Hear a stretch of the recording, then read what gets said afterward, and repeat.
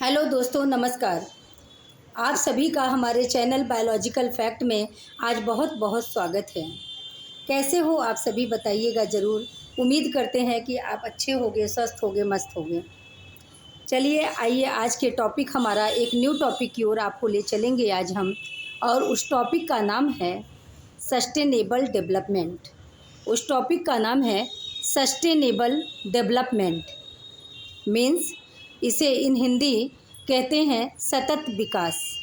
क्या कहते हैं? सतत विकास। सतत मीन्स लगातार, जो अनवरत ढंग से हो।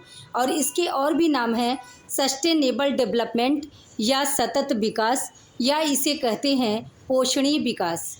मीन्स ऐसा विकास जिसे अभी से निरंतर चलते हुए करना है और अपनी भावी पीढ़ियों के लिए भी उसे बनाए रखना है सुरक्षित। इसी को कहते हैं सतत विकास या पोषणीय विकास। आइए चलते हैं कॉन्सेप्ट पर। क्या कॉन्सेप्ट है सस्टेनेबल डेवलपमेंट का? This concept was given by Brundtland commission report. इस कॉन्सेप्ट को मीन्स सस्टेनेबल डेवलपमेंट या सतत विकास के कॉन्सेप्ट को दिया गया था ब्लंडरलैंड कमीशन रिपोर्ट के द्वारा, जो रिपोर्ट है आवर कॉमन फ्यूचर। मीन्स इस सस्टेनेबल डेवलपमेंट को ब्रंटलैंड कमीशन रिपोर्ट में दिया गया था। और ये ब्रंटलैंड कमीशन रिपोर्ट क्या है? ये है our common future.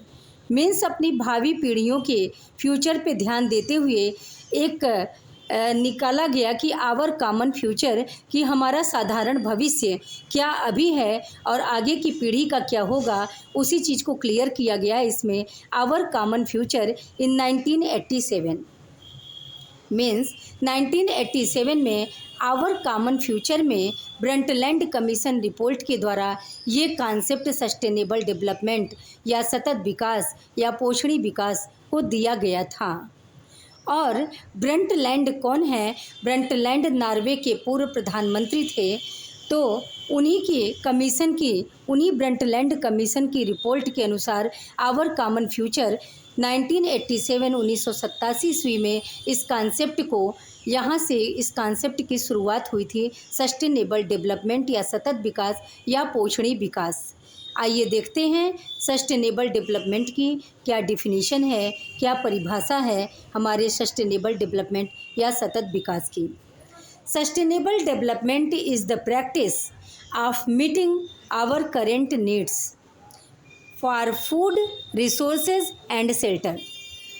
Sustainable development या सतत विकास एक ऐसी प्रैक्टिस है जो हमें सामान्य ज़रूरत की चीज़ों को, जैसे फॉर फूड, जैसे भोजन के लिए, रिसोर्सेज, स्रोतों के लिए। स्रोत आप जाने, जैसे जल के स्रोत, हर चीज़ के स्रोत, मतलब किसी भी स्रोत, मतलब जैसे किसी भी चीज़ का स्रोत है, जैसे जल का स्रोत है, नदियों का स्रोत है, तमाम तरह के स्रोत होते हैं, झील, झरना इत्यादि। तो रिसोर्सेज एंड शेल्टर।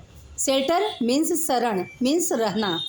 तो current needs for food, resources and shelter, जो हमारे करेंट नीड को डिफ़ाइन करता है, वो किसके लिए? हमारे भोजन के लिए, हमारे स्रोतों के लिए, कि कहाँ से सारे रिसोर्सेज हमको प्राप्त हों।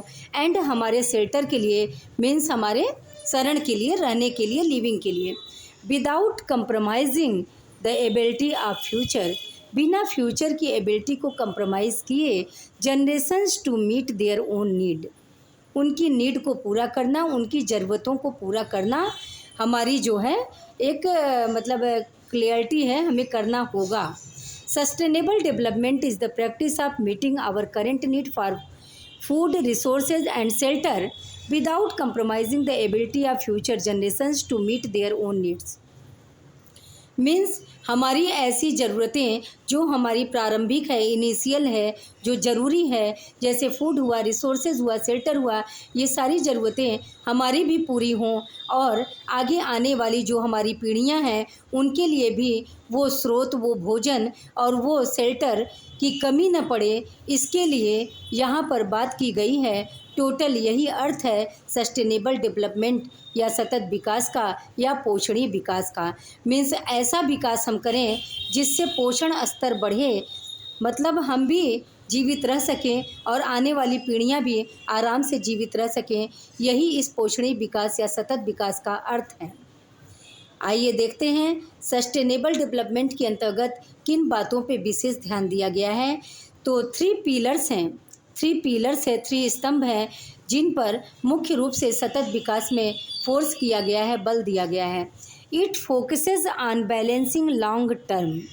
ये तीन पॉइंट पर फोकस करता है बैलेंस करने में। ये 3 लॉन्ग टर्म जो हैं फर्स्ट है 3 पिलर्स में, फर्स्ट है इकोनॉमिक ग्रोथ। सबसे पहला है इकोनॉमिक ग्रोथ। मीन्स हम अपने इकोनॉमिक ग्रोथ कैसे करें कि आने वाले जनरेशन्स के लिए भी इकोनॉमिक ग्रोथ होती रहे और आज की भी ज़रूरत पूरी होती रहे।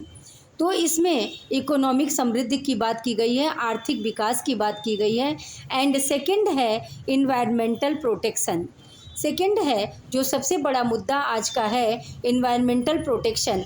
मीन्स आप देख रहे हैं प्रदूषण बहुत हाई लेवल पे है और जल प्रदूषण, मृदा प्रदूषण, वायु प्रदूषण, ध्वनि प्रदूषण, हर एक की अगर बात की जाए तो बहुत ही ज़्यादा है। तो इन्वायरमेंटल प्रोटेक्शन के अंतर्गत हम इन सभी चीज़ों को धीरे धीरे करके दूर करने का प्रयास करेंगे और अपने पर्यावरण को संरक्षित करने के लिए लगातार प्रयास करेंगे, क्योंकि हमें एसडीजी गोल 17 के अंतर्गत 2030 तक इन 17 गोल्स को पूरा करना है, जो एसडीजी गोल सस्टेनेबल डेवलपमेंट गोल्स के अंतर्गत आते हैं।